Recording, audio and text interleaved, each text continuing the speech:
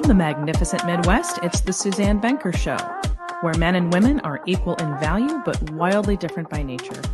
Join us here every week as we challenge the culture's hugely flawed narratives on men, women, sex, and love. From coast to coast and from around the world, thank you for joining us. When was the last time you heard something positive in the media about men? It could be in the news, or in a commercial, or in a television program, or in film. Yeah, that's what I thought. And when was the last time you read a magazine article or a novel in which a man was not at the root of a woman's problem? I'm guessing I'm hearing crickets right about now. Today I'm going to be talking with someone who has made it his mission to, quote, restore masculinity back to men worldwide and to build a positive future for men, boys, and fathers. His name is Anthony Dream Johnson. And yes, I asked him about the name Dream. We'll get to that. He is achieving his mission via the internet in a space that's known as the Manosphere. Anthony is a CEO and entrepreneur who took the bold step of dropping out of college and transforming people's lives through self-improvement and personal development. He built an organization, 21 Studios, and the 21 Convention that guides men on how to become successful people in their businesses and lives, to understand what it means to be an ideal man, and to improve their relationships with women and themselves. Anthony's style is very different from mine. He's quite bombastic and likes to curse a lot, so I asked him to hold that down a little bit for our conversation today, which he did.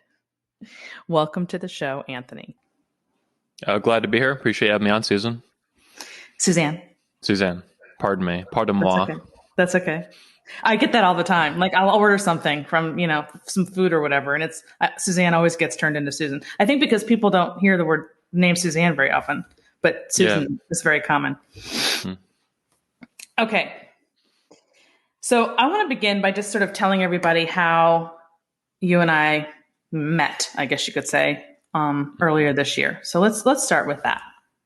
Yeah, I believe I just reached out to you by email. I was looking for basically anti-feminist, pro-femininity kind of authors for women. And that's a much different tune than what I took in 2020 when the event Make Women Great Again 22 Convention was explicitly 100% mansplaining. So I took a pivot in 2021 and I found Janice obviously was, the keynote, or supposed to be the keynote. Unfortunately, that was not able to happen. Janice Fiamengo. Janice Fiamengo, professor. So I reached out to you over email, and I do that from time to time, trying to find new speakers. And I kind of figured you would be a little bit, didn't know what to make of it when you probably saw the website.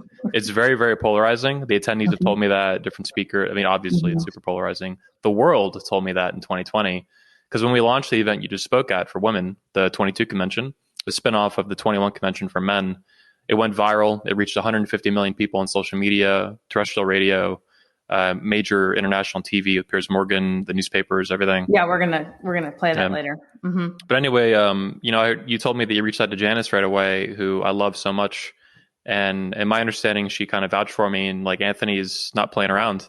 He's very polarizing, like a Trump almost. But I mean what I say, and I mean what I do, even if it's hyperbole sometimes and ramped up through the roof just to anger my enemies and people I don't like.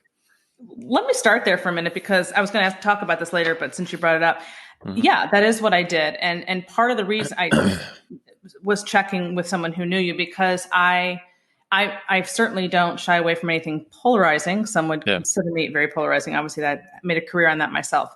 It's just that the manosphere, which I guess I'll just have you explain what that is now. I was going to do that later. Sure. But it's comprised of all different kinds of men who are in that space. And I didn't know which one you were.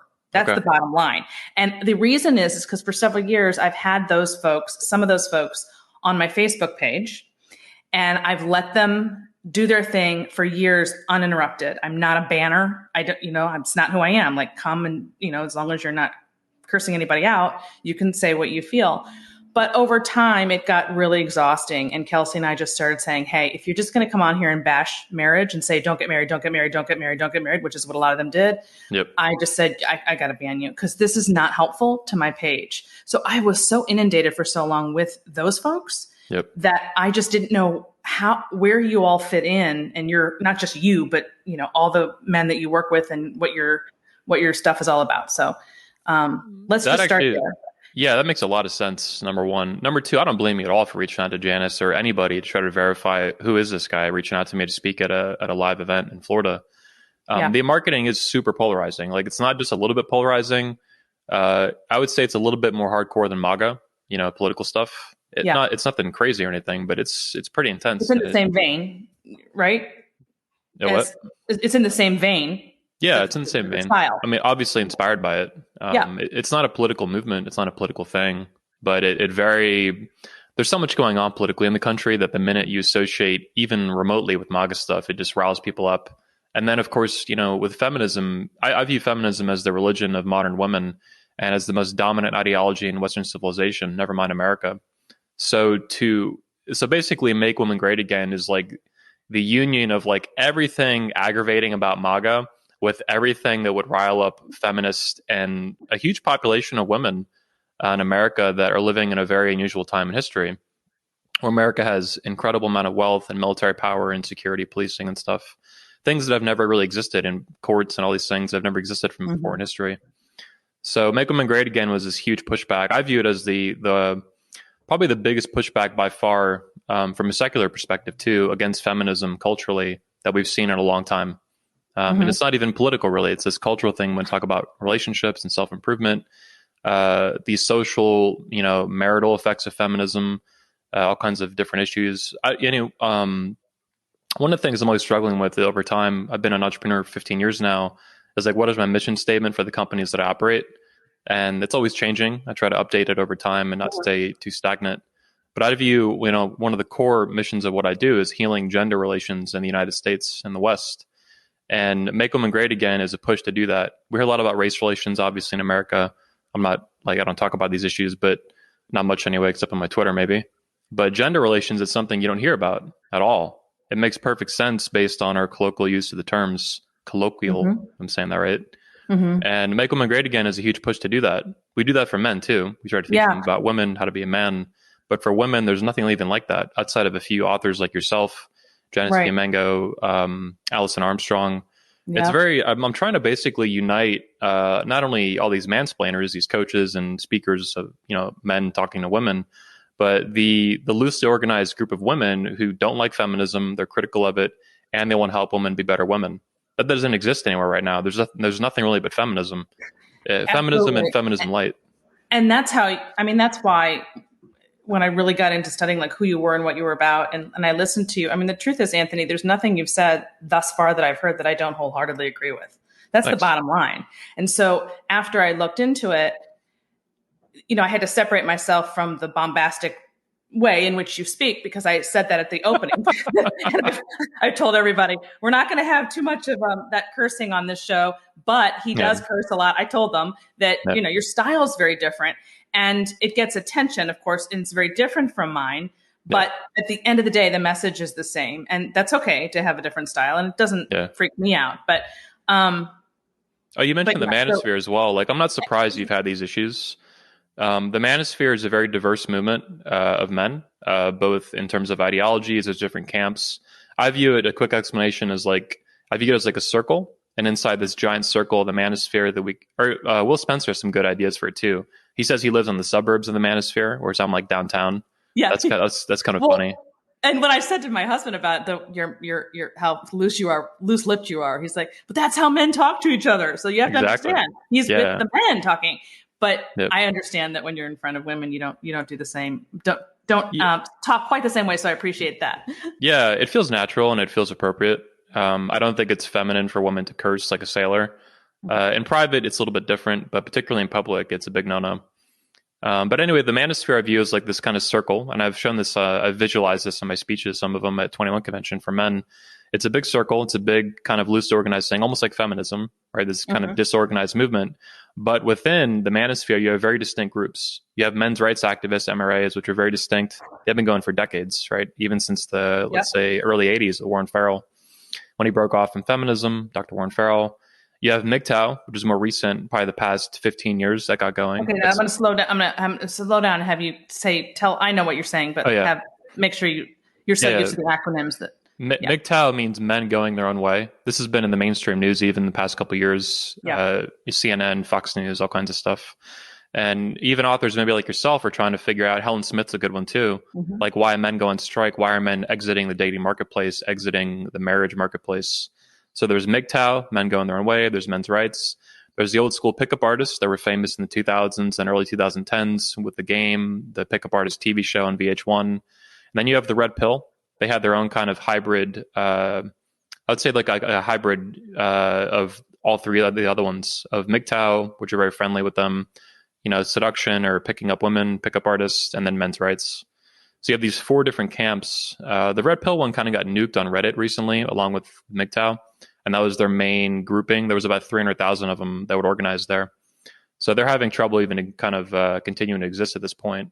But anyway, the Manosphere I view as a very positive thing with some bad actors in it. So, excuse me, the Manosphere then encompasses all of these four groups. Yes, yes. I would even say there's a new fifth one emerging in recent years that I've been trying to spearhead, and that's like this pro-patriarchy, pro-fatherhood element that you didn't really see outside of men's rights, and even that was strictly like legal policy issues. So you see this kind of pro-fatherhood, pro-family message getting put into the Manosphere. And a lot of my speakers appreciate that, particularly the ones who are Christian and much more pro-family, because in the Manosphere, which has been going on since at least the 90s as like an organized, loosely organized movement, there was very little push for pro-family, pro-fatherhood issues. None of that. It was about picking up chicks, going your own way. Which is a whole different, or fighting for those don't even have anything in common. The pickups and the fathers. They're doing different things. Well, and now if a father got out of an unhealthy marriage, there might be an opportunity for him to get back in the dating. That's important. But a lot of guys are not. A lot of men, either they're that or they're not. And if they're not that, they're still married. They want to have a better marriage. They want to be a better father for their kids. Even me, like an uncle, I'm not a father, but I listen to what the fatherhood stuff is because I have nephews now, and I want to be the best uncle I can for them. So who would have thought, right? But so the mission I have for the Manosphere, what I outline it as, is a positive future for men, boys, and fathers. I'm very explicit in that, right? I have no problem with helping women. Obviously, that's a priority for me with an event I do. But I want to help men, boys, and fathers explicitly and on purpose. And then we could talk about helping women and girls. But we live in a culture also that, that's like beyond normal. I remember being at a hotel we hosted one of our events at. This is like in 2017, 2018, even a couple years ago. And there was this big card on like the front desk of the hotel. And it was about young girls. It can be anything they want and like all this stuff and, donate money to help girls be whatever they want. And I'm like, when's the last time have I seen where little boys can be whatever they want? Like, why isn't, this is both. There's more, you can debate, the feminist issues behind this and stuff, but ignoring whatever that means long term, whatever the real implications of that are, it's supposed to be pro girl, pro female. Why is there nothing for young boys? Why do we not tell them they can be anything they want and be strong and courageous and virtuous and be creative and conquer the world? Why don't we do that? And of course, you know why that is. You know that feminism has taken over in terms of this idea that women have to they've been subjugated for so long that it's time to focus exclusively on them to even out the playing field, which the whole damn narrative is false to begin with. So people have absorbed this and accept it. Or if they don't accept it, they don't know what to do. Like if you're standing there with your son, why wouldn't you say? Because I do. My husband does. This is how we've raised our kids. But most people don't. And so there is no other place, in my opinion, for the pushback to come except from through parenting. Yeah, I believe that is the way to counteract the culture. It's the only way because you're not going to get it anywhere else. So parenting is huge. Yeah, it's huge, and it's different from the way that it was when you and I were growing up. And it's a taller order for parents. They shouldn't have to fight this narrative, but they're going to have to. Otherwise, their kids are going to succumb to it. That's another thing that was interesting about going back to when I said I agree with everything that you've said. The fact that you're secular, the fact that you're coming at it from a secular place, as am I, is something else that is similar with us, in that I have a lot of Christian followers. And I actually I went to Catholic school. My husband's Catholic. Our kids went to Catholic school. So I'm not in your boat in terms of you just self-describe as an atheist. But the reality is coming at the issues from a secular perspective. That's the same thing. And that's important to me because there's always, first of all, there are plenty of Christians who are doing what they're doing. And if you're in that camp, you've got the coverage there.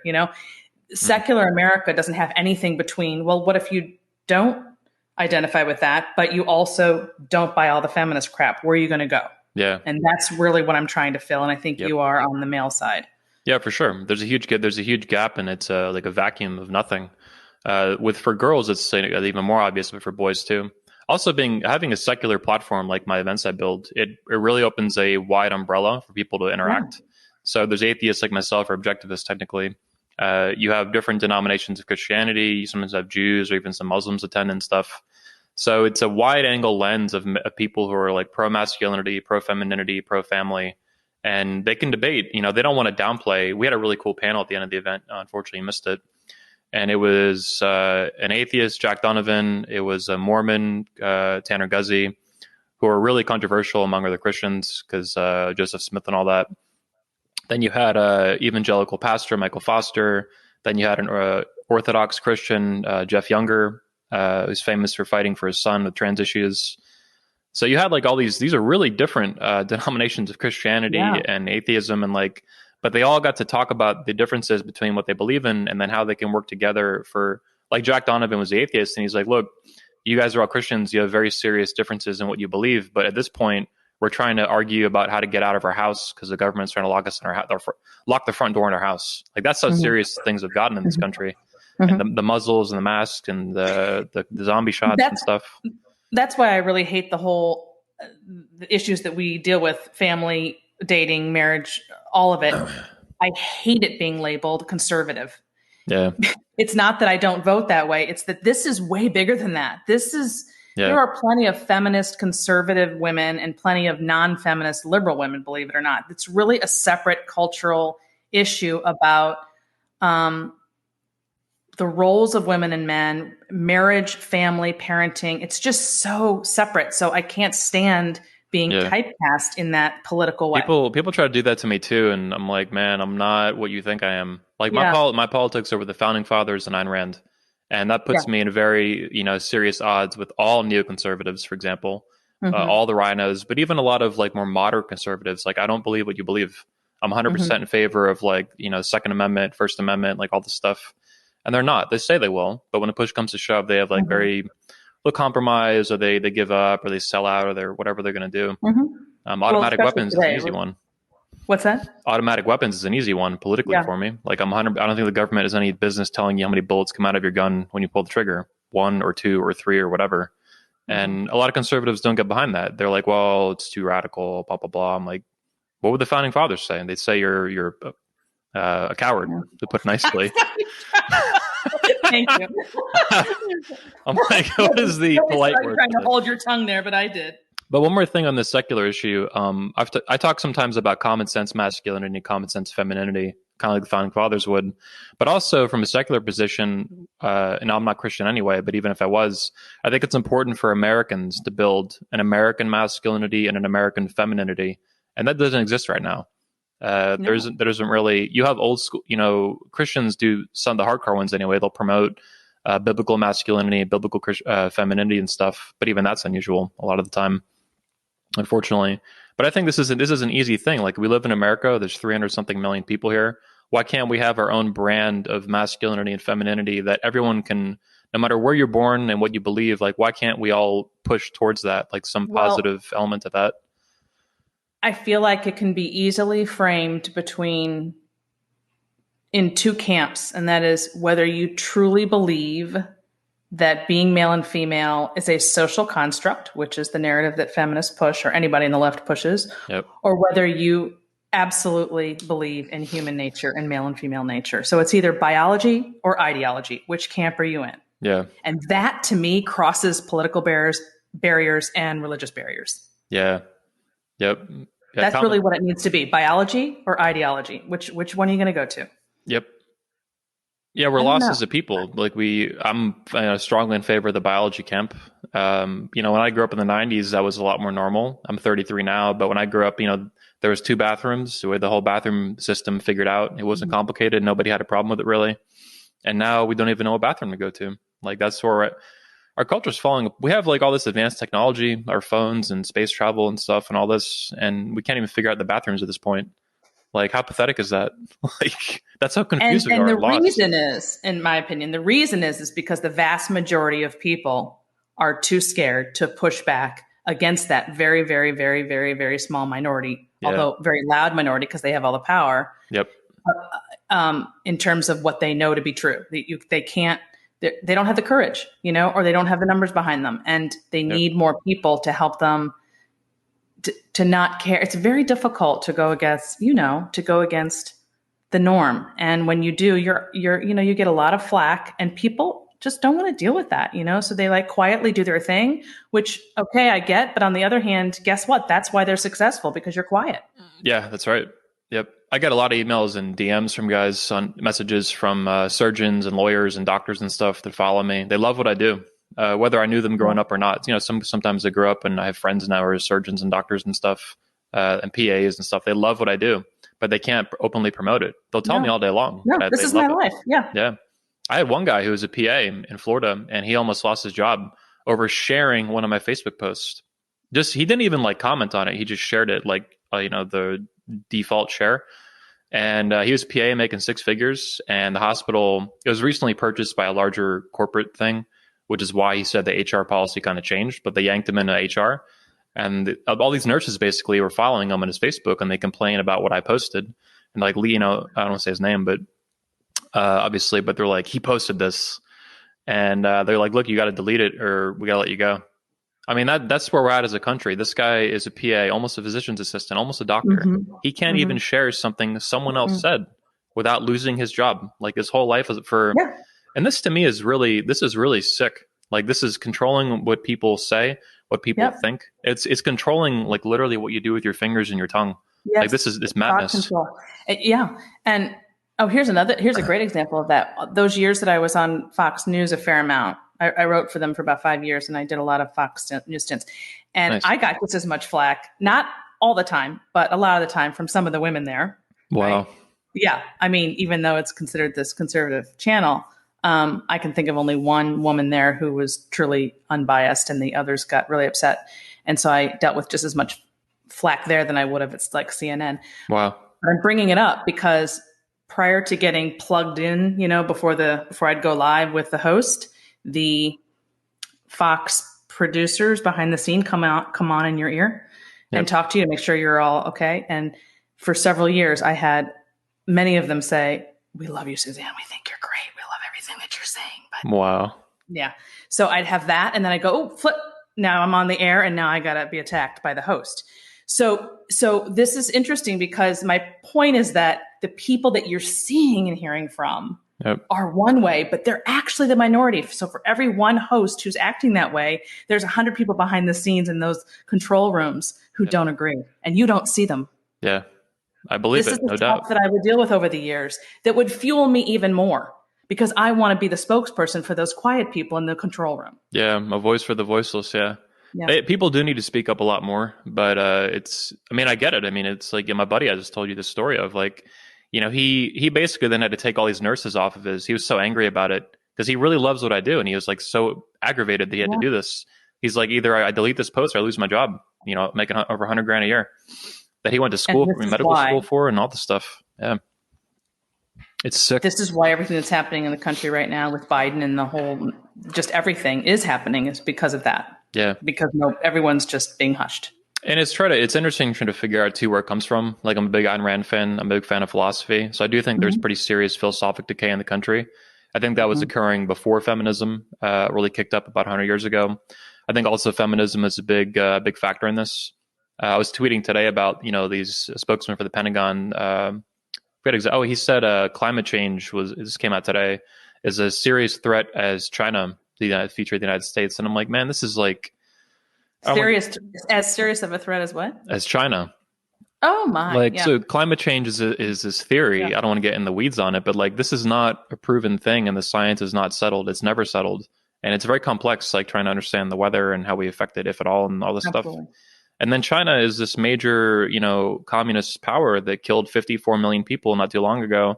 They have an emperor. They call him the president, but he's an emperor. And I don't have any problem with Chinese people, but this government that operates the country is genocidal, historically, the same government. And yeah, it's a very serious threat. And climate change is a joke by comparison. Mm-hmm. But why did a Of leader get in the Pentagon who says this kind of stuff? I think feminism, as George Carlin would say, has pussified the American male. To quote George Carlin and many other comedians and many other commentators like myself. Absolutely. And absolutely. Because that's what I mean by it doesn't even matter what political side you're on anymore. If you've been cowed by that group, you just have. It doesn't matter what side you're on. Yeah. I think feminism is basically the attempt to destroy not only masculinity and femininity, but the relationship between men and women, and make everyone weak in their own specific ways through their gender. So for men, that's being like a doormat, being weak, or even spouting off something like that in the military. For women, I think it's giving into their own vices and bad impulses. Yeah. So definitely agree. Well, let's talk about this because so I heard you say this in a podcast once. I'm going to just quote you, sure. And we'll get into the whole feminism thing because this is how it happens. You said, quote, "Whatever your religion is in America, feminism dominates what they do. School, work, life, relationships, babies, family formation, dating. It's all dictated by feminism." Yep. And obviously, I agree wholeheartedly. And I've been in it. I've been knee deep in it for 20 years. Yep. It's the message it's the most important aspect of the message to get it away from this idea of all feminist means is women are equal to men, which is an absurd statement and means absolutely nothing. I thought it was about voting. I thought feminism was about voting rights. What happened there? Now it's about equality. Yeah. What is it? Right. Yeah. Right. And so it's the whole, most people though don't understand the scope of how the feminist mentality or theory or whatever infiltrated into all those areas that you described in there, thereby getting people at every domain from birth to adulthood in their formative years. And you described it really well there, which is why I wanted to. Even beyond that, I was tweeting the other night about all these single moms today, this epidemic of single motherhood that I think is squarely caused by feminism and its offshoots 100%. Into politics. All these single mothers are going to end up single grandmothers. And we're going to have a tidal wave of single grandmothers in the near future in the United States and the West, other Western nations. And that to me is a reflection of how far it's not just from birth to childhood to adulthood. It's going to be in your later years too. My grandparents, I went to their 50th anniversary when I was like 10 or 12 or whatever.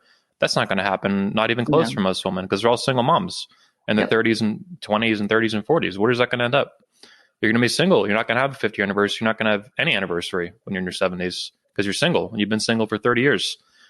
And it's not just single moms, but we also have gray divorce, which is a thing now, trend. So that even if you've stayed married for a long time, you're divorced in your 60 plus years, which means that you would still end up being a single, as you say, grandmother or grandfather. Basically, people just living alone, I guess, is a better way of putting it. And we are at that stage. We're at a critical point at that with respect to that now. Marriages.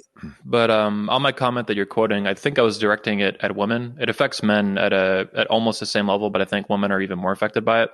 But I do believe exactly what you're quoting me on, that feminism is the most dominant ideology. It's basically the religion of modern women. It dictates all their major life choices, way more than anything, even like Christianity, which is amazing. That's a 2000. But even when they don't know it, Anthony, that's the scary part. Yep. Even when they don't know it, it's one thing to be a proud feminist and go after that life and whatever that means for you. It's the people who don't realize that they're living according to those values. Bingo. That's the most insidious and horrible part of this whole conversation. That's right. I completely agree. If a girl is a radical or honest or open feminist, that's one issue. But that's a very small percent of the population. In Britain, it's like 20%. In America, it's probably like 15%, or it's really, really low. Yep. Very low. Because that has negative connotations with it, rightly so, because a lot of them are just crazy and unhinged, and they scream kill all men and all kinds of stupid stuff. But yeah, it's the offshoots into the rest of the culture that are massive. The military is dominated by feminism. Most governments are dominated by feminism. The entire federal government is dominated by feminism. Most state governments, most local governments, all your schools, all universities, most of your churches, the courts, all the statutes, the laws, legal precedent, all this stuff is feminism. We're drowning in feminism. The country's I think feminism, either one of two things is going to die this century: America or feminism. That's where this is going. These two things are completely at odds with each other. They don't work. They are. This is They the absolutely are. antithesis of our founding, and it's the antithesis of living in a free and rational society where men are men and women are women, and we live in a free and open society where we can talk and debate and work out the issues and stuff. Feminism is antagonistic to all that, even free speech. I mean, are feminists in favor of free speech or against it? They're against it. They bully people and they promote all this dogma. That's why I was making fun of them with our marketing. Some of the Blaze, some of the Chad guy was talking about it. They were quoting us in the New York Post, how we talk about toxic bullying feminist dogma, because they're all bullies who want to bully you and silence you rather than have a debate and admit that they're wrong on anything. How do you answer? Have you had people, I mean, have you ever come up with a really clean, simple answer that doesn't go off on a tangent as to when the average person says to you, but all feminism means is equal rights for women. Why would you be against that? I've actually talked about this in my speeches several times. It's a really good one. So basically, there's four main ways, if I can quote myself correctly here, having worked this out previously for speeches. So you're saying equal rights is what feminism is, right? But equal rights is saying what? You said feminism is about equal rights. That's the hypothetical you're promoting here. Correct. Yeah. Well, what about equality? I mean, are you only in favor of equal rights? What about equality between men and women beyond equal rights? So now, but that's what feminism is, Anthony. That's what it is, about equality between men and women. That's not what you said. You said equal rights. So now it's two things. Now it's political equal rights. Now, what's the difference? Well, equality goes well beyond equal rights. What about equality in a relationship? Are we equal in a relationship? That's not a political issue, right? There's no law for that for the most part, right? Well, I don't believe in equality between men and women, right? I think women like men who are stronger and superior to them in many ways. So now you have equal rights, you have equality. What about women's empowerment? You're not in favor of women's empowerment? I thought feminism was about women's empowerment, right? So you have at least three things now operating at the same time. You have female empowerment. You have women's. What about women's rights? You're in favor of equal rights. You want equal rights for men too, or you're not in favor of equal rights for men. So now you have women's rights, equal rights, equality, and women's empowerment. Now you have this quadrant of four different issues that are all very different. I mean, equal rights and equality would be the closest related, but even that's significantly different. Female empowerment is not necessarily equal rights. That's helping little girls be whatever they want to be, right? Giving them money and welfare for single moms and all this stuff, right? So it's a very, these people are master manipulators, and Ayn Rand called this package dealing. They sell you one thing and they package it hidden, secret with all this other crap in it. And a lot of it ends up being Marxism and communism and really just bizarre anti-biology, anti-science stuff, like now the bathroom problems we have. And yeah. And they do it by controlling the language. So two words that you just used in there are, and this is always the question I always have to ask when they bring it up is, it depends on what you mean by equality. What's your definition? Which is basically what you were just saying. Yeah. What is your definition of equality? Same goes for the word empowerment. Yep. Well, what do you mean by empowerment? Because equality and empowerment on their own are great words, but they've been completely demolished because they're now associated with quote unquote women's rights. So you have to ask them, what do you mean by equality? If I define equal, I open this program with where men and women are equal in value, but wildly different by nature. That's the tagline for this show.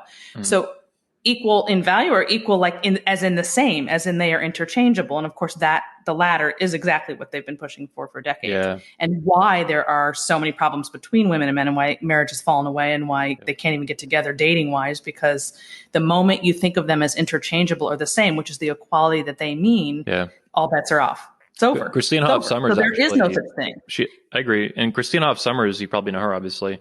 She has a great, equity versus equity feminist. Yeah, but she also calls it symmetrical. And it's really what they're after, making men and women symmetrical or identical, which is, retarded. Like, this is bizarre. Right. It's totally anti-science, anti-biology, anti-common sense. Like, men and women are significantly, substantially, fundamentally different. Physically, psychologically, your whole life, like all of it. And if you're fighting that your whole life, you're never going to have a relationship. It's never going to work. That's right. You're going to be alone. Yep. If you don't believe that. And of course, the average woman today doesn't believe that and doesn't even know she doesn't believe it. Yep. If you paint her into a corner, she'll be like, she'll just sort of stumble over herself because she knows what she's supposed to say and what she can't make sense of. The brainwashing is total. Like, it's really serious stuff. It's hardcore propaganda. that will make you miserable and ruin your life. I mean, Yep. what you can debate about the origins of it and who's behind pulling the strings. All who cares, right? What matters is that like you can take 100 million, or I don't know 100 million, but 25 million young women in their 20s, and most of them believe the same feminist garbage that's going to ruin their life. They're going to go, hoe it up on Tinder. They're going to bang all these guys. They're going to get their heart broken by 15 different guys named Chad, and then they're going to hit the wall at 29, 30. They're going to be crying in tears. They're going to be angry. They're going to be bitter. They're going to go through a couple plan Bs, to go through an abortion, and try to find some nice guy to settle down. It's not going to work because they have this entitlement from hooking up with all these guys, one night stands. Like it's just a train wreck. And it's really sad. And I think women in particular have a really hard time recovering from trauma. Men do as well, but men can also harden from it and become more masculine. Women, I think, in the manosphere, we have the saying that masculinity is built, femininity is preserved and retained. So it's not really, you can basically at best get it back to baseline, whereas men can build or be destroyed and become total douchebags. But end rant. I know you love Ayn Rand. You'll be happy to know that I was really into her in college, by the way. Loved it. Loved. I said end rant, but I love Ayn Rand. What's that? I said end rant. But I love Ayn Rand. I love Ayn Rand very, very much. I know you do. And I've been meaning to tell you that I loved her too in college. I was so into her. Yeah. It's been a long time since I've read that though. So I can't do any quoting like you probably can. Yeah. So, and then actually the sad thing is that's when by the way, in my coaching, that's when they call me, is what you just said, 10 years down the line. Yep. And it's hard. I mean, it's legitimately hard because on the one hand, with what I do, I'm sort of stuck in a place where you need to pretty much be around the age of 30 to receive what I'm telling you, to like be ready to hear it. Mm-hmm. At the same time, that's not the ideal time to hear it. Right. And so then you go, okay, I want to go down to the 22-year-olds, right? Or the 20-year-olds or the 18-year-olds even, but then they're not, yes, that's the best time to get them, but they're not ready to hear it. Yep. So it's a real problem because I'm fighting against this much larger, thing that they're getting bombarded with. And when everybody else around is doing it, it's just really hard for them they want to, but it's not fun. It's just a hard thing. So that's interesting you bring this up because, one of the main missions at 22 Convention is to make women great again, right? That's its fundamental purpose. It's in the name, and I mean it. Like we need to do that. So, but I never expected from day one, even we've done it twice now for 2 years, right? We just did the second one with you and many others at it. I never thought we'd get a lot of young women to it. I don't think it's possible or desirable. I don't really care. I didn't hear that. You didn't think you were going to get what? Young women at the event. Oh. Yeah, there's just no way. Oh, you thought they'd be older. Yeah, so I'm not really worried about who attends it. What I want to do is film it so we can film your speeches to reach younger women. That's the only way. There's no way to get 18-year-old girls out to a conference. You got to be kidding me. For 3 days? No. It's not going to happen. No. But they're on YouTube and they're on Instagram and TikTok and stuff. And our videos can reach them there over years and years and years. It's going to take years and decades to fix this problem. It's a mess. It's a huge mess. Michael Foster, the pastor, spoke at the events. You met him probably at the events. He said that basically, this is a generational problem. Like women, young girls today at 15, 20, 25, they've been brainwashed and fed this whole line of feminist thinking that dominates really what they believe and what they're going to do. And to turn this around, you'll have success in small bits as a coach, one at a time, for women who want that kind of information. But for the most part, you have to reach millions of women and start educating young ones as best you can. The only way to do that's video and audio to an extent, podcasts and stuff. For sure. Actually, I haven't mentioned this to anybody yet on my podcast. I haven't announced it yet, but I'm in the middle of creating online courses for that exact reason. Nice. So that instead of just going one by one with the coaching, there will be a whole course where people can access all over the world. Yep. And it's going to be in video form, and you know how online courses go. So that's a lot. It's a big project. So nice. sometime in 2022. But and again, let's be honest, most of my clients are already married. Yeah. So what I'm dealing with there is more like saving and helping, saving the marriages and helping them be healthier, strong, right? Healthier and strong. as opposed to trying to tell you when you're 22 or 23 how to build a life.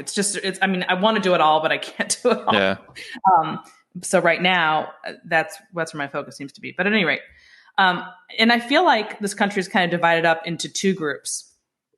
People who get what we're talking about exactly, like they are tuned in, they're dialed in, and people who have absolutely no idea what we're talking about. Yeah. And I was reminded of this the other day when I was having coffee with a woman I know, and I was telling her, I offhandedly mentioned how men and boys were falling behind in our society and that they're not going to college at nearly the same rate as women, what a problem this is for relationships and marriage and families. She genuinely had no idea. Yep. And she's not dumb. That's not my point. She's actually quite the opposite, but just simply tuned into other things. Yeah. To the point. So if somebody like that, who's tuned in but busy, isn't even aware of this, it just took me aback because I'm so involved in it. I can't imagine not knowing. Yeah. So I have to stop and remember, wait, the average person may not even know this. I have the same. Scares me. I know the experience. Yeah. I've been doing what I do for so long. When I call them normies, they have no idea. They eat McDonald's. They just do random stuff. They pay a little bit of attention to news and stuff. They have no idea about these other very serious cultural issues. They're not tuned in at all. They're genuinely ignorant. They're not stupid. Usually, sometimes they're stupid. Exactly, and they don't even realize how that's affecting their ability to create families and find a good man, or how that trickles down to them. And it has to be explained to them, like, why does this matter to me? Yeah, I remember I met a girl once who was in her late 20s, and she didn't even know she had a brother and a father, and I think a sister too. I don't remember, but a couple years ago. But she had no idea that men in this country were subject to selective service, to a draft. Had absolutely no idea. And she was in her late 20s, born in America, raised in Florida like me, and just had no idea that men could get drafted. Her brother, and me when I was younger, my little brother could get drafted into the military against their will, and you have to go fight in a war and die, like Vietnam or anything else. It's the last one they would draft. But the selective service is still a thing, and recently there's been some change on it. I'm pausing because I'm thinking to try to give her the benefit of the doubt. I guess it's because she's never experienced a war. Yeah, she was a little bit younger than me, but people were drafted, right? How? Yeah, I mean, there hasn't been a draft since Vietnam, right? But, so it's like never been in the news, and so it's just never, I don't know, crossed her mind somehow. Yeah, well, it made me think. Now, this is just a theory, but I think most millennial women, particularly if they've been the loosely feminist ones, they don't really know they're feminists. But that's what made me think of. Is like this girl, she's probably reflective of most young American women. They have no idea that men are subject to selective service to the draft. They have no idea. They just don't know. They have a brother. They still don't know. And so it was just shocking. Like, how did you not know that? And I'm like, because people don't know a lot is the reality of it. Yeah. And it's unfortunate and sad, but that's kind of the case. And I think that has real implications for voting. And one of the things I've said, and I'll say it again, is that everything feminism has done, even if you want to argue it's positive, everything they've done has been done in the dumbest way possible. All of it. The worst, dumbest way possible. Women getting the vote without being subject to a draft is cut and dry. It's unequal. It's overtly unequal, explicitly unequal. It's been that way since day one. And it's terrible. It's horrible. I think it shifts voting patterns because women are not on the hook. They don't have skin in the game. If they vote in a presidential election, for example, that typically is, you have a pro-war candidate and an anti-war candidate. Well, they ain't going to war no matter what. And they never have been a threat of going to war. And this influences how people think and how they vote, right? I know that I have a little brother and I have nephews now. And when I vote in elections, I'm worried about if they're going to get drafted, go to war someday. Because I don't want them to go, so it's an issue. But also I said, it's funny, I had a meme made once for the presentation, 2018, my speech, "The future is still masculine," I called it. And I said that women getting the right to vote in America, when they got that in 1918, it was the death of equality. The death of it, not the birth of it, the death. It was the death of equality between rights and responsibilities. Up to that point, there was this balance. And a lot of women didn't want the vote because they thought, rightly so, that they would get drafted. And they're like, I don't want to screw voting. I don't want to get drafted. Because to them, there was this just equality. You're gonna go fight and die against your will. Well, you get to vote on the commander in chief. You get to vote on Congress who decides that the country goes to war. And that's why a lot of women opposed it back then, because they're like, I don't want to do that. There were some states back then that even had that, I think. Got to forget which ones, but I know I'm getting off in the weeds on it. But well, I mean, we're way beyond that now. But yeah, so Okay, so first, let's back up a little bit and tell people, because you've mentioned a few times, I don't know that we've described it. What is your website is 21studios.com. I got a million of right? them, but that's the main one. Yeah. Okay. So what is the 21 convention and 21 university? Sure. And then the 22, right? Because you had to explain that to me when I came in. Well, we got the Patriarch Convention too now for fathers. So we have 3 events that we run, or 4 technically, because 21 Summit is like an umbrella event that has multiple conventions in it. And where'd 21 come from? Well, let's begin from the start. Long ago in Orlando, Florida. When you were 17 years old. Yeah, I was 17. I was very young, 15 years ago now.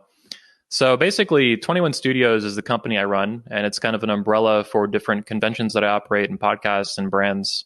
The university, the Redman Group, the Patriarch Convention, the 21 Convention, the 22 Convention, the Under 21 Convention. So let's wind the clock back to the very origin. You mentioned where did 21 come from? I get this question a lot. It came from the original name of the original event, the Under 21 Convention, which is not even supposed to be a convention. It's supposed to be a meetup group. It was called the actual thread I made was organizing this and announcing it was called an Under 21 Meetup. So Under 21 Meetup, and quickly some people suggested getting a hotel room, a conference room and stuff.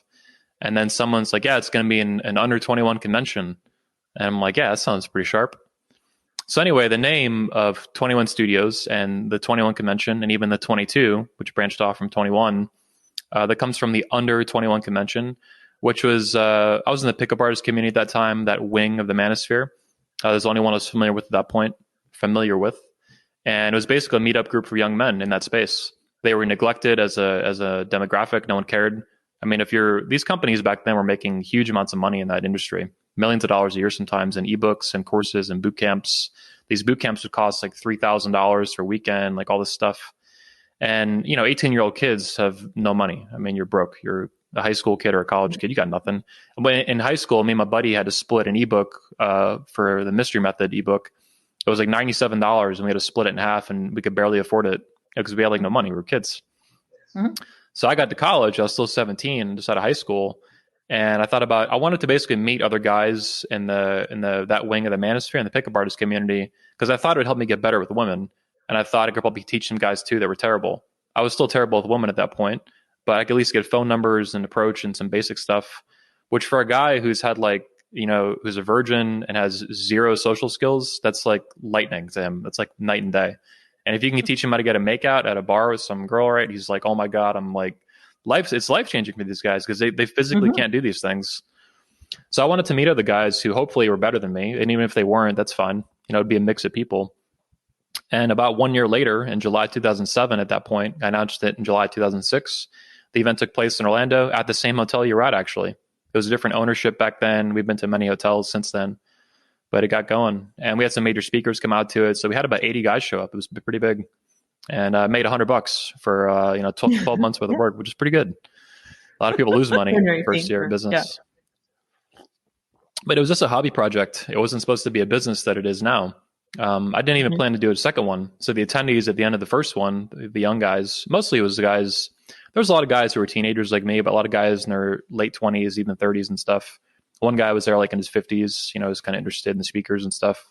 There's always been a mix, but it was pretty young back then, obviously. That was the focus.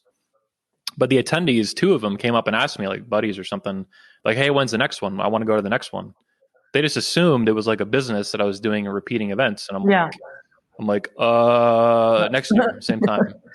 I just kind of blurted it out because I was so nervous. That was my first time public speaking. The first time I did any public speaking was at my own event in front of like 80 people. It was terrifying. I opened the whole event.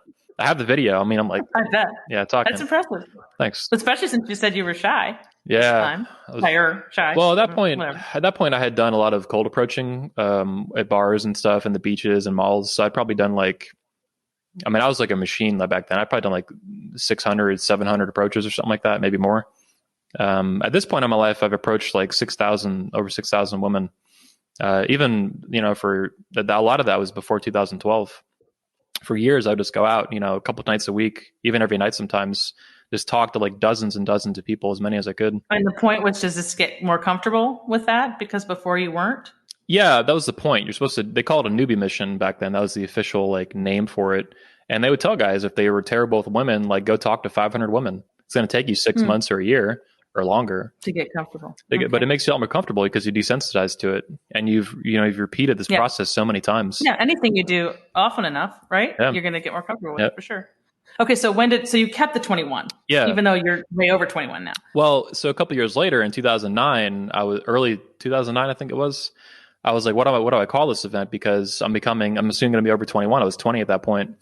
And I was like, crap, what am I going to do? And I thought about calling it the Under and Over 21 Convention, which is just terrible. It sounds like word vomit, right? I'm like, I can't do that. That's just, it works, but it's horrible, right? Mm-hmm. So I was reading, the name change actually came from a little bit Tim Ferriss, author, but mostly Seth Godin, another author. Writes different, productivity and books and whatever. And it was a book called The Purple Cow. And it was about making a remarkable company, what makes them remarkable. And I knew that the 21, basically that book encouraged me to really keep the 21, not lose it. And the influence of Tim Ferriss is to simplify it. And so I had the idea to just chop the under out, and I wrote it, the 21 Convention. I was like, good enough, man. It's like clean, simple. It makes people curious. They ask if it's like a blackjack convention, stuff like that a lot. Yeah. So the reference, so the 21 Convention is the annual gathering that I was just at. Well, and then the 21 Summit is the new annual gathering that includes the 21 Convention and the 22 Convention for women and the Patriarch Convention for men or for fathers. Okay. Oh my God. So we keep branching it out and making more events. Yeah. But the main event that's most famous is 21 Convention. And that's for men. So once I chopped out the under, I made it for all men over 18. And that was the explicit focus. I took a tagline from Atlas Shrugged by Ayn Rand, some of the marketing. And one of the taglines I still use, it's actually in the background over here.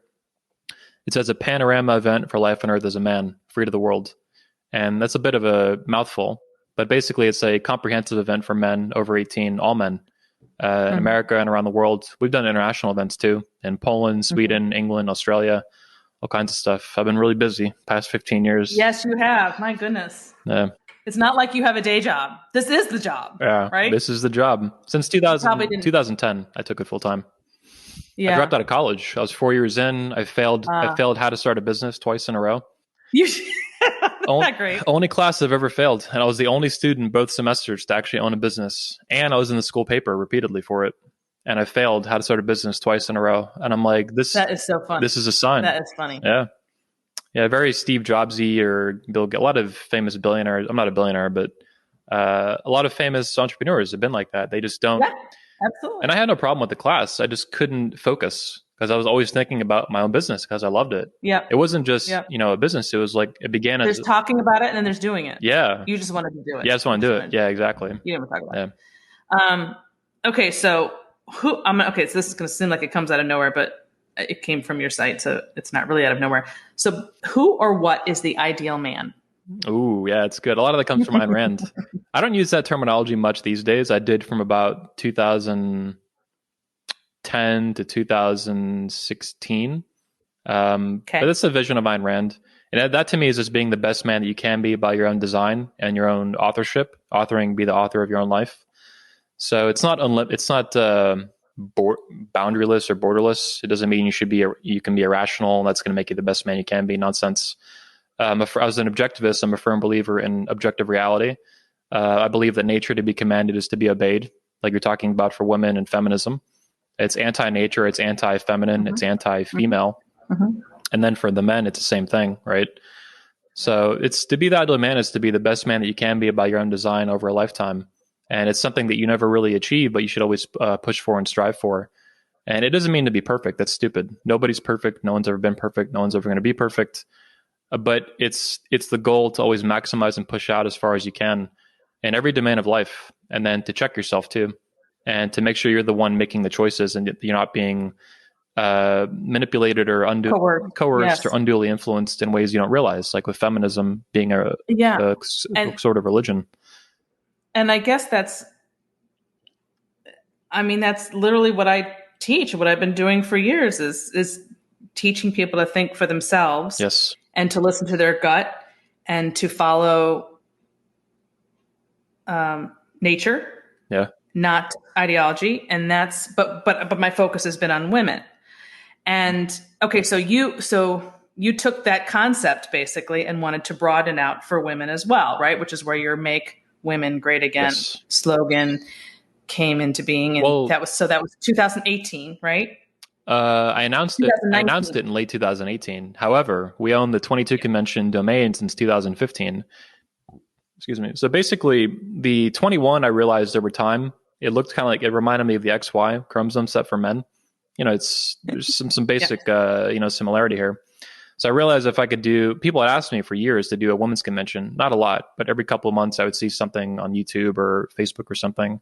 And I was like, yeah, I should do a women's convention someday because people keep asking for it.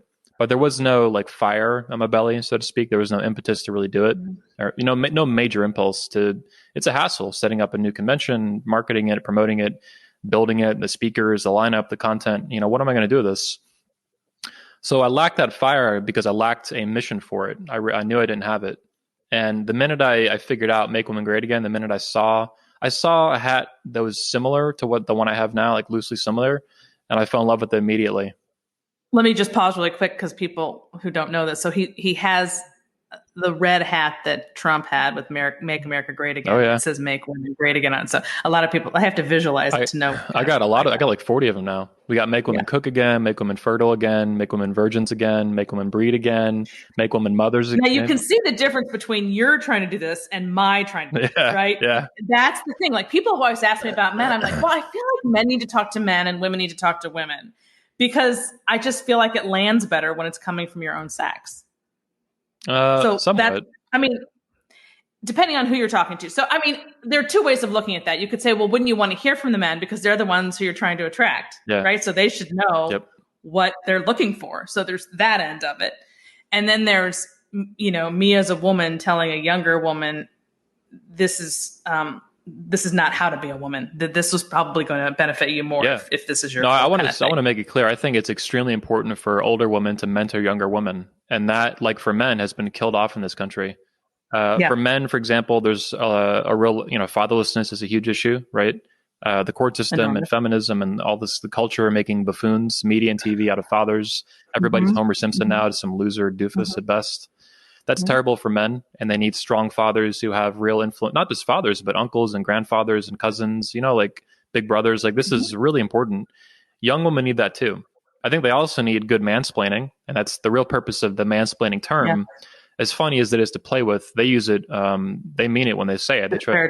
Yeah. It's to silence you. It's to cut off and to neuter masculine voices in the West and in America, so that fathers don't mansplain to their daughters, so that uncles and grandfathers don't have a say and an influence in a young girl's life, right? And those girls are then on top of that. Not only is he mansplaining, they're told to like cut him out and not even seek advice in the first place, right? On dating and building a family and going to school or not. When should I go to school? Like career, like all this stuff. So that's terrible. And women, they need both. Yep. They need to hear from women, and then probably not their peers so much as older women. And like yourself and Janice Fiamengo and all these women. Camille Pagula is another great one. Christina Summers is okay. Me and her have gone back and forth on Twitter a little bit. She's too pro-feminist for me, and I don't like that at all. I think she needs to abandon her. She's trying to like save feminism. Like you could just forget it. Agreed. Throw it in the trash, burn it. Like throw a match on it. Yeah, we are not like-minded in that respect, but she's done so much wonderful good that I just focus on that. She does do a lot of good. I can't deny that. I don't think it's salvageable at all. I think that's a waste of time. It's too far gone. But well, on that point, though, I want to make it known that I'm considered the president of the Manosphere. This is a self-appointed title. It was a big deal in 2019 when I started it. The media, as I thought, would pick it up, and they have gone after it too. So the reason, there's a couple reasons I did that, but one of the main reasons is that I get concerned sometimes that the Manosphere will get collapse into this toxic sludge like feminism is. And I wonder sometimes, how did feminism get so crazy and so radical and so vicious? And it didn't happen overnight. It took a long time, and it took people not speaking up and keeping an eye on the movement and steering it in a healthy, positive direction. So for them, it just went downhill over time till it's super crazy now. I mean, we don't even have radical feminism. I call it like hyper radical feminism. It's completely unhinged. And totally unhinged. Like I said, we can't even figure out the bathroom. Like that's where we're at as a people. That's what feminism has done. We don't even know what bathroom to go to. Jeff Younger, my friend and one of our speakers, is trying to prevent his son from being transitioned into a girl. And the mother is a pediatrician in Texas. It's all over the news. I know this story. Yeah. I do know this story. He spoke at 22 and 21. The 22 ad was last minute. The woman requested him.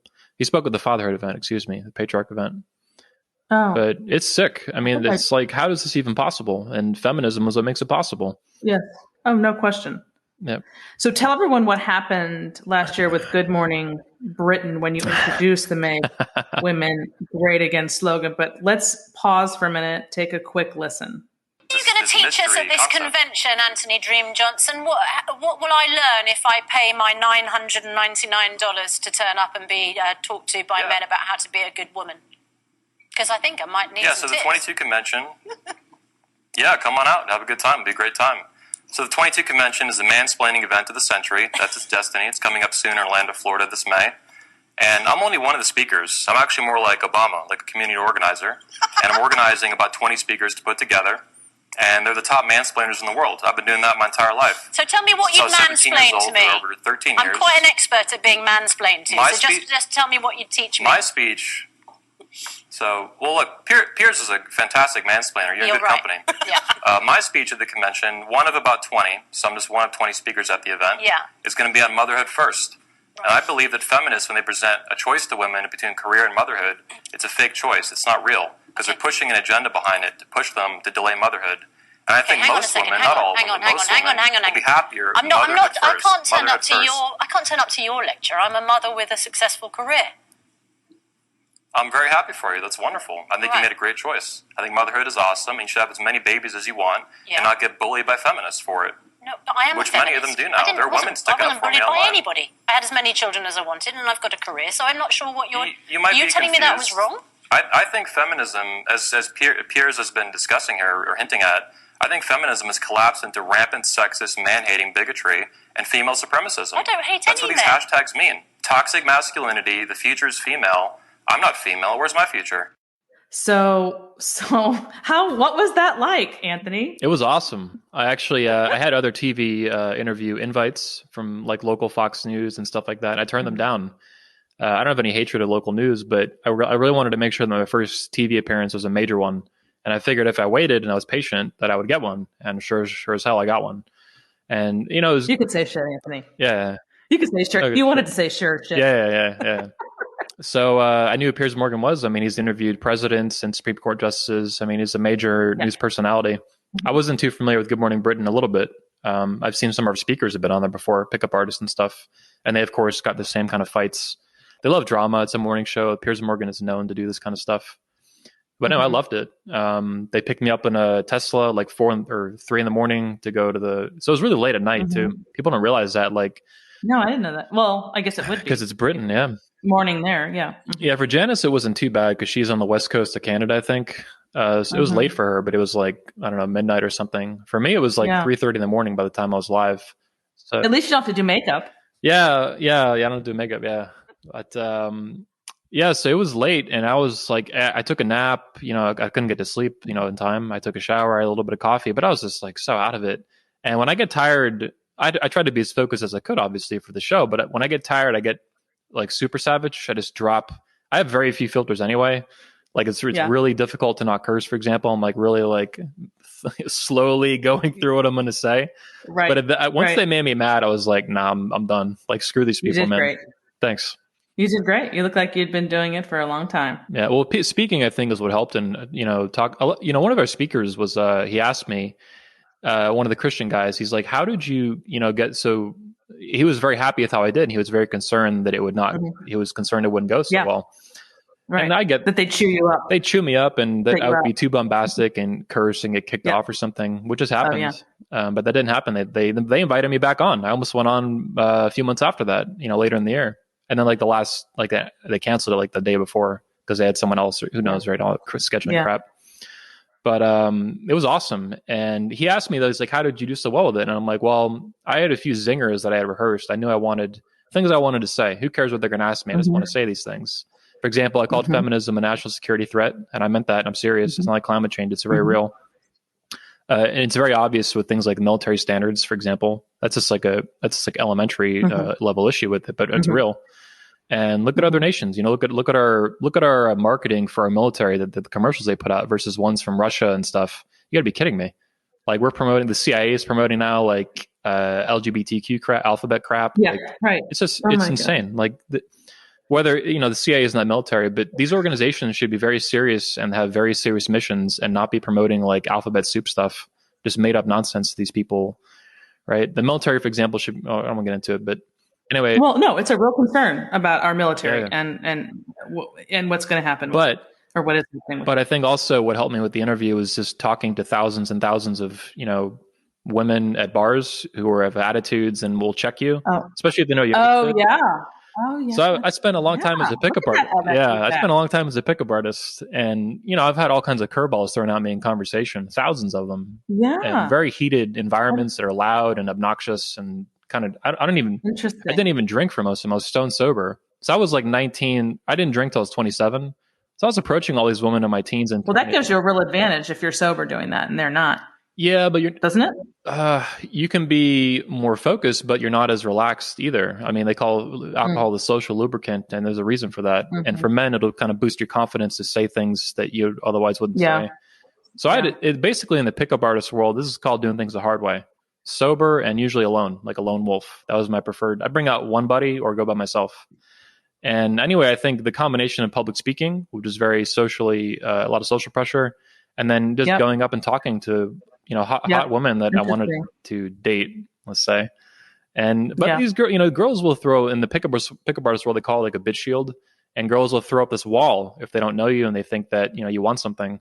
And it's how to get past that and diffuse that. And I think with the news, especially with the women, the way they kept treating me and stuff and trying to talk over me, I would just, I just kept talking over them sometimes. They were so like, I know you did. I mean, it was great. Yeah. I mean, it was impressive considering that was, new for you. I mean, I did it for years and still hate it and still think the whole thing sucks. Because at the end of the day, I had so much fun. I loved it. Yeah. I love Trump too, though. And I learned from Trump. I've studied Trump for years. Well, you're the type of people who should go on TV a lot. I can't stand it because it's just a game. It's just a game. And I hate playing games and I don't have enough time to explain what I mean. And it's just, I used to hate playing games, but I learned how to be the best 5-year-old in the room. And I think they told me they loved it when I was on there, the producers after. I'm sure they did. I'm sure they did because you did so great. Yeah. And they need that. People don't realize how much media needs material. A lot of socializing though, for example, with like the woman I talked to for all these years, like it's just game playing. I mean, it's, you might be in your 20s, but it's just stupid games.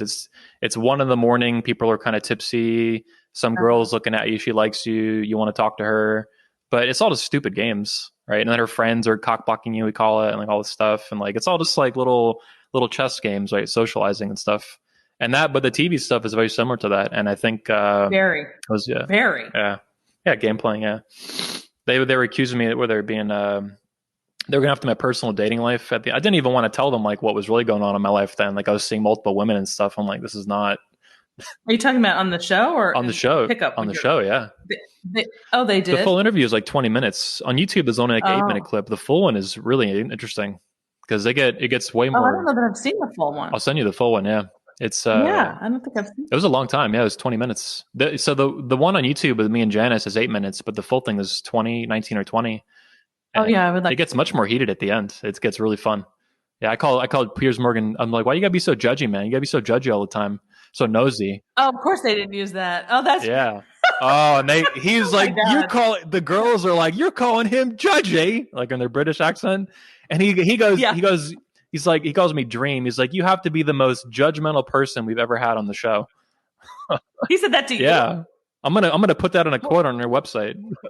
Yeah, exactly.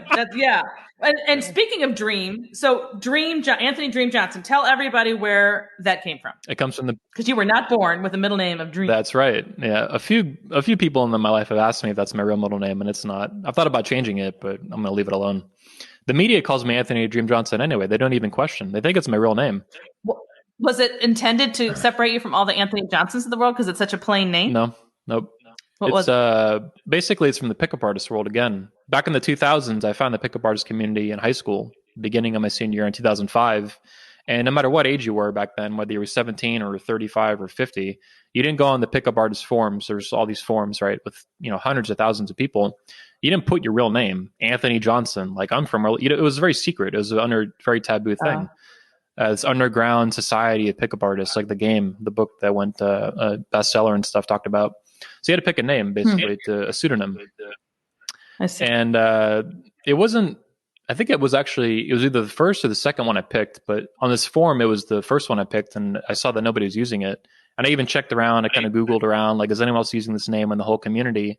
And the closest was this guy named Dreamweaver, who was talked about in the game, but nobody actually used the name, just Dream, and I loved it. And I think there's more to it than that. Like Socrates, one of our speakers, maybe you met him at the events, a very friendly guy. Oh, you'd love him. You'd love Socrates, yeah. Mm-hmm. His real name's Dan, not Socrates, obviously, but that was his pickup artist name. But he thinks it appealed to me because I dream big and I dream often and I make my dreams happen. And so the name, a lot of people say, "Oh, you think you're every girl's dream, huh?" And like, I mean, I'll absolutely embrace that. Of course I am. But that's not why I picked it. It appealed to me, I think, on a verbal level. I just liked it a lot. It was simple. And then later, I started using my real name pretty early on, and that was unusual back then. So I would start using my real name in like late 2007, early 2008. As a speaker at the conventions then. What do you mean by real? Just the Anthony Johnson without the dream? Yeah. What do you mean? Yeah. So Anthony Johnson without the dream. And then I was like, I don't want to lose. It was difficult to decide kind of like the name with the events, like what I want to call it, what I want to call myself as a speaker. And then someone just said one time, Anthony Dream Johnson. They just combined it all into one. Mm. And I'm like, yeah, that's awesome. My middle name's Paul, but I never use it. I don't care about it. So I'm like, I'll be Anthony Dream Johnson, and this will aggravate all these people I don't like. And it does. Suzanne, her name is, what's her name? It's Susanna Reed is so similar to you a little bit. That was on the Good Morning Britain. No. She was livid. Oh. She couldn't stop saying dream. Oh, I didn't know that was her name. Okay. Susanna. Sorry, go ahead. Yeah, Susanna, the co-host for the Piers Morgan show. Yeah. I have her face I can imagine her face, but I didn't know that was her name. She was, let's say, delighted with the name Dream, but so was Piers Morgan. They couldn't get enough of it. Oh, I know. And I never knew, if or when I would get in the news, but it's really been helpful. Is it really? Yeah, I was going to say, it makes you stand out. And that's what, of course, helps for the media, for sure. And then I'm every girl's dream on top of that. So, I mean, it's like a win-win-win, triple win. Okay, so last question for you. There appears to be a lot of, well, maybe this isn't the right word. I was going to say infighting among the men of the manosphere. And maybe that's not correct. So you can tell me. But how does a person cut through all that to figure out, like, I guess we sort of touched on this at the beginning, but like who's worth and I've heard you talk about this in other conversations, like how do you weed out I don't know what word you want to use. I don't want to be disparaging per se, but the frauds. Yeah, there you go. The frauds from the legit, people are trying to make the world better. It's tough. I mean, I'll say this, there's a couple different ways to look at it. You're asking from like an individual perspective, someone finding this community, this kind of group of topics and speakers and ideas. I would say actually take a pivot outside of anything to do with like the internet and the manosphere and all that. Study cluster B personality disorders. In particular, I'd recommend a book by one of our speakers, retired FBI agent Joe Navarro. He wrote a book called Dangerous Personalities. That's Dangerous Personalities. There's other books too on cluster B disorders. And these will teach you some of the manipulation tactics of people who have dangerous personalities, independent of these diagnoses, these disorders, right? Are they cluster B? Well, cluster B is a big one, but are they BPD, borderline? Are they HPD? Are they ASPD? Are they a sociopath? Are they a narcissist? Like that's all mumbo jumbo. Well, it's not all mumbo jumbo, but functionally it's mumbo jumbo. It doesn't matter. What matters is that this person screwed up in the head, and are they a charlatan? And do they have a disorder along with that? So how do you tell that from online? Online is a problem because it creates a barrier. Like you were very skeptical of me before you got to talk to me on the phone, then you met me in person. But not because of you per se, but because of what I had experienced of what you're calling the manosphere, although I didn't think of it that way, as just men online in general, and what I'd seen on my Facebook page. That's the reason. Yeah, that too. Yeah, and then the marketing being bombastic and all that, right? Yeah, that's true. Yeah, we're going to make women pregnant again. I mean, come on, this is that's I love definitely a little over the top. I love it. I love it. But so I'll say this, like, in general, it's healthy and useful to study dangerous personalities, to watch out for the tactics they use to manipulate people, the way they hide, the way they conceal, the way they lie, the way they don't stop lying sometimes. That's a big trigger. That's a big symptom. Anybody with a cluster B disorder, usually a lot of them end up being compulsive pathological liars. They can't stop. They lie so consistently that it's their default for operating, even when it doesn't matter. And this is like, there's a couple of guys I go after in the manosphere for this. They don't stop. I mean, these people they just rampant liars, or even little things that just don't matter. It doesn't make sense. The reason they do this is they're screwed up in the head. Like, why would you lie about something? So what do you do? How can you disassociate with them? How do you do that? Well, if you're just someone looking for advice, you just don't follow them. I mean, just ignore them. You mean in your personal life? I guess you gotta, no. I mean, in your cut ties. Like if they're in your community and creating havoc. Oh, I go after him like Trump. I'm really. Have you seen the memes I make? I'll send you some of the memes. No. Okay. You're in for a surprise. Oh boy. Okay. I'm the meme master, and I loved it. I actually pay someone, one of my main guys, to make these memes. They're really good memes. Yeah, me too. You'll love them. Mine might be a little nicer, but yeah. So what I'm trying to do in the Manosphere, I think me and Will Spencer on his podcast talked about this. We talked about the frauds. I think that honor is like the most foundational element of masculinity in terms of the virtues, like the four that we talk about: strength, courage, mastery, and honor. If you don't have honor, and you don't hear that word anymore, do you? You what? You never hear that word anymore. That's right. So among men, I think it's very important to value this and to uphold it. And what I'm trying to do in the Manosphere is a group of men and fathers. And it should be, I think, by default, a masculine space. Duh. It's a manosphere for men. Mm-hmm. And that means it should be honorable, and that we need to instill a culture of honor in it that doesn't exist and never has.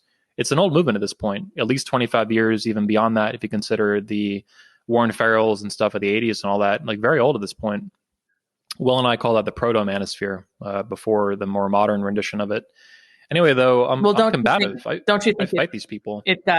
Sorry. Go ahead. I fight these people though in the open. I'll attack them if I need to, particularly if they attack me. Gloves come off. One time last year or early this year, this guy started attacking me, and I was like, okay, people are annoyed at how combative I get. Let me take a different turn in life and not attack him. Just leave him alone. Just ignore him. Mm-hmm. I knew he was kind of screwy, right? But I was like, let me just leave this guy alone. No, he attacked me again a month later. So a second time to a large audience, 100,000 people. I was like, okay, we're done.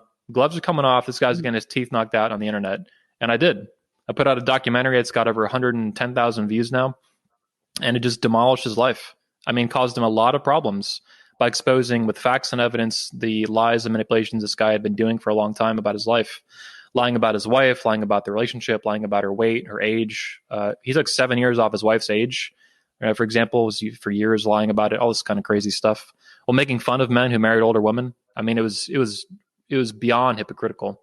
But anyway, my theory is to instill a culture of honor in the Manosphere and to enforce that through mockery, through memes, through being combative, very Trumpish, Trump style. Sleepy Joe, Crooked Hillary, that kind of stuff. Mm-hmm. He's very influential to me beyond. I mean, I don't even agree with a lot of what he did politically. It doesn't really matter to me. I'm more interested in the culture that's falling apart, because that to me will make politics irrelevant, right? If we don't have a family, the whole country's just going to die. Mm-hmm. So yeah, I look at what he does and I try to just do the best I can.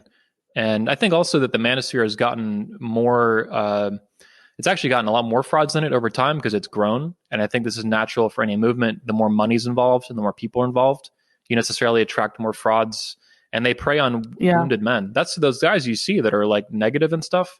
It's because they're being manipulated. Yeah. They're hurt, usually from a relationship and a screwed up culture and court system that treated them very unfairly. But then these frauds prey on that. They button push for money.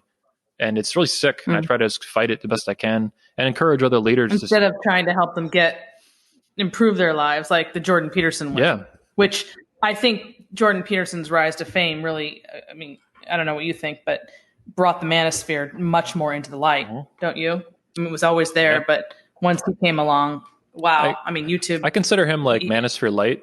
But he talks about a lot of the same issues for sure. That's why I call Manosphere light. Yeah. Well, no, he's not bombastic either. His style is different, But no, I mean, it revealed the huge gap that the Manosphere is filling, not as an individual public speaker like Jordan Peterson or thinker, but as a community and a movement. And it's very serious and very important. Some guys call it the men's movement, but I don't think that really sticks. The same way feminism isn't known really as the women's movement, it's known as feminism. No. And well, it should be, because it's not the women's movement. It was the feminist movement. When they said feminist and tried to call it the women's movement, it made it sound like any woman in the right mind would be a feminist. Like it's a women's movement. Like all women are going to do this. And that's why if you don't think like that, you feel like there's something wrong with you. It was very, very, what's the word? Manipulative, I guess. Well, I'm trying to make the Manosphere the opposite of manipulative. So we're trying to make it a very good, positive place for men. And it's a difficult battle. It's a fight. There's money involved. There's people involved. There's history involved. There's a future involved. It's a battle for personalities and for space and mind share in the community, who's going to lead it and stuff. I'm very controversial even in the manosphere because of the president thing. There's never been a formal leader of the manosphere, nor has anyone ever tried. The fact that I've been doing that now for a couple of years and the media recognized it really makes people angry in my community, because it makes me the leader of it in a way that they can't really. If they say I'm not the president, which the one guy I made fun of with that documentary, I exposed him. He tried to impeach me at his own conference. That's the first thing he did, is we need to impeach the president. Which is hysterical to me, because all it does is reinforce the position as president. So it's just little games, but it actually works really well. 5-year-olds have a lot of wisdom that people don't realize. They can be very immature, but they can be very blunt, right? They can be very unbelievably honest, these little kids, because they're so naive about the world. But that can be weaponized into like what I do now with memes and stuff and little titles and documentaries and all kinds of stuff. But, people, there's an old saying that I don't know if Ayn Rand said it or who would, but communists hate comedy. They hate humor. They hate laughter. They really do, because it can be used to expose them, right, and to show how ridiculous the things they believe are, and anti-life, anti-freedom. And the memes do that in much the same way. They expose. I don't know where I was going with this. Lost train of thought. But anyway, comedy is important. I'll send you the memes. Yeah, send me the memes.